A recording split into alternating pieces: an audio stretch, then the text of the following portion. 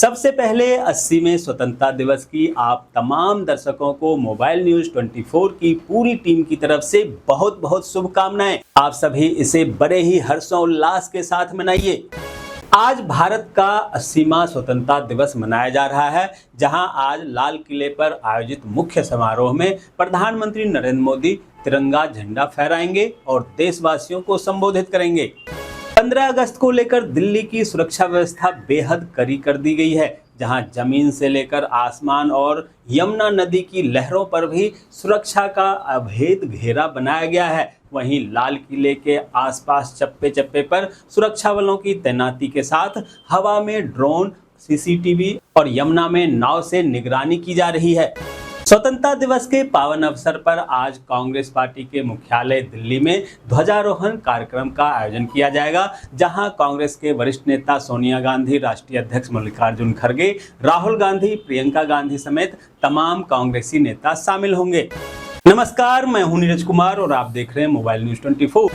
सरहद पर जो लहू बहा उसी ने तिरंगा लहराया है। वीरों ने जान देकर हमें आजादी का सूरज दिखाया है। आजादी के 80वें स्वतंत्रता दिवस के पावन अवसर पर प्रदेश महासचिव लोक जनशक्ति पार्टी रामविलास व पूर्व प्रत्याशी आलमनगर विधानसभा चंदन सिंह की ओर से आप समस्त देशवासियों को स्वतंत्रता दिवस की हार्दिक शुभकामनाएं। सरहद पर जो लहू बहा उसी से तिरंगा लहराया है। वीरों ने जान देकर हमें आज़ादी का सूरज दिखाया है। आज़ादी के 80वें स्वतंत्रता दिवस के पावन अवसर पर बिहार सरकार के पूर्व मंत्री एवं वरिष्ठ राजद नेता अशोक कुमार सिंह की ओर से आप समस्त बिहार वासियों एवं देशवासियों को स्वतंत्रता दिवस की हार्दिक शुभकामनाएं। आज भारत में ही नहीं बल्कि दुनिया के कई अन्य देशों के साथ अमेरिका में भी गूंजेगा तिरंगा का गौरव, जहां आज 15 अगस्त के अवसर पर अमेरिका के कई राज्यों में मनाया जाएगा इंडिया डे।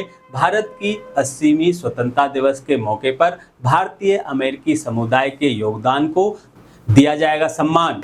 आज का दिन बंगाल के लिए कई मायने में ऐतिहासिक हो सकता है, जहां आजाद भारत में पहली बार राज्य का मुख्यमंत्री होने के नाते शुभेंदु अधिकारी सुंदरवन के किसी दूर दराज द्वीप से तिरंगा फहराने की तैयारी कर रहे हैं, जहां रेड रोड पर समारोह खत्म करने के बाद उनका वहां जाना संभावित है। अगर ऐसा हुआ तो यह बंगाल के इतिहास में नया अध्याय लिखा जाएगा। बसपा में ब्राह्मण चेहरा माने जाने वाले सतीश चंद्र मिश्र के करीबी और पूर्व मंत्री अनंत कुमार मिश्र उर्फ अंटू मिश्रा को मायावती ने पार्टी से बाहर कर दिया था, जहां अब मायावती ने उनके निष्कासन का कारण स्पष्ट किया और साथ ही ब्राह्मण समाज को मान सम्मान का भी भरोसा दिलाया। बिहार के पटना हाईकोर्ट ने परीक्षा में नकल को महामारी बताते हुए कहा कि यह शिक्षा व्यवस्था को बर्बाद कर सकती है। कोर्ट ने MBBS छात्र के नकल मामले को डिवीजन बेंच को भेजा है, जहां 2 फैसलों के मतभेद पर अंतिम निर्णय लिया जाएगा।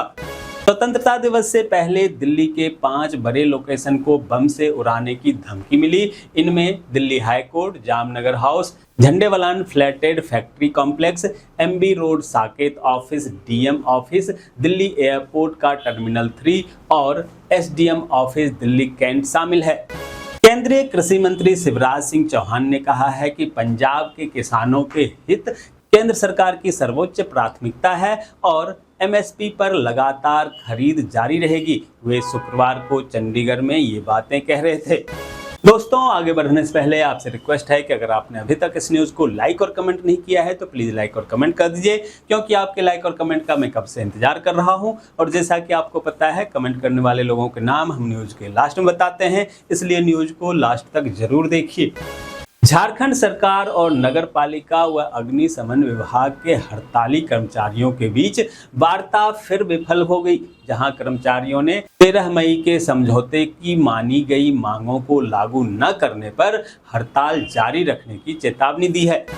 मध्य प्रदेश हाईकोर्ट ने राज्य में पेड़ों की कटाई पर रोक लगाने की मांग वाली 2 याचिकाओं का निपटारा करते हुए दोनों याचिकाकर्ताओं को पहले 25-25 फलदार पौधे लगाने का निर्देश दिया।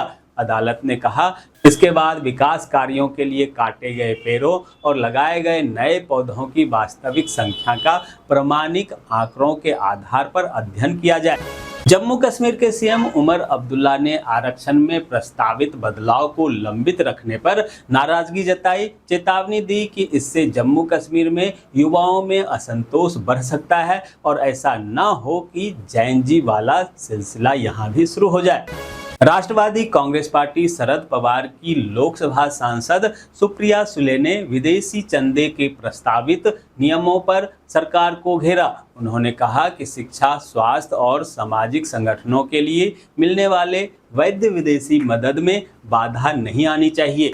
पंजाब सरकार ने पड़ोसी राज्यों राजस्थान और हरियाणा को नदी जल आपूर्ति तथा साझा नहरों के रखरखाव से जुड़े बकाया भुगतान के लिए नोटिस जारी किया है, जहां पंजाब के जल संसाधन मंत्री बरिंदर गोयल ने बताया कि राजस्थान से 1961 से 2025 तक नदी जल उपयोग की रॉयल्टी और मुआवजे के रूप में करीब 1.44 लाख करोड़ रुपए की मांग की गई है। उत्तर प्रदेश वेटनरी फार्मासिस्ट के 1308 पदों पर नोटिफिकेशन जारी किया गया है, जहां उम्मीदवार 14 सितंबर से 5 अक्टूबर तक ऑनलाइन आवेदन फॉर्म भर सकेंगे। दोस्तों, मैं देख पा रहा हूं कि आप में से बहुत सारे लोगों ने इस न्यूज़ को लाइक किया है और कमेंट भी किया है, लेकिन अभी भी कुछ लोग बाकी हैं जिन्होंने न्यूज़ को लाइक और कमेंट नहीं किया है। उनसे भी आग्रह है कि प्लीज़ प्लीज़ प्लीज़ वे भी न्यूज़ को लाइक कर दें, कमेंट कर दें, साथ में शेयर भी कर दें। और अब बारी है कल के न्यूज़ पर कमेंट करने वाले लोगों के नामों की, और उनके नाम हैं रक्षराम आर्या, वीरेंद्र कुमार कुशवाहा, करुणा चक्रवर्ती, केशव चंद Tiwari, Deen Bandhu Kalsai, Ishwardeen Vishwakarma, Rajendra Kelwa, Satyendra Shah, Bunty Hazarika, Banwari Lal Swami, MD Mazhar Alam, Vinod Tiwari, KP Tiwari, Prabhudayal Chaudhary, global chambers, Narayan Chaudhary, Maa Jwala Dham Shaktipeeth Uchehara, Ashok Kumar Arya, Kajal Ganguly, Hom Chhetri, Nand Kishore Khurana और फेसबुक से ओम प्रकाश गुप्ता। तो ये थी आज की ताज़ा तरीन खबरें। ऐसे ही खबरों से अपडेट रहने के लिए चैनल को सब्सक्राइब कीजिए, नोटिफिकेशन बेल को दबाइए, वीडियो को लाइक कीजिए और ज़्यादा से ज़्यादा शेयर कीजिए, ताकि आप और आपके जानने वाले रह सकें देश और दुनिया के तमाम खबरों से अपडेट।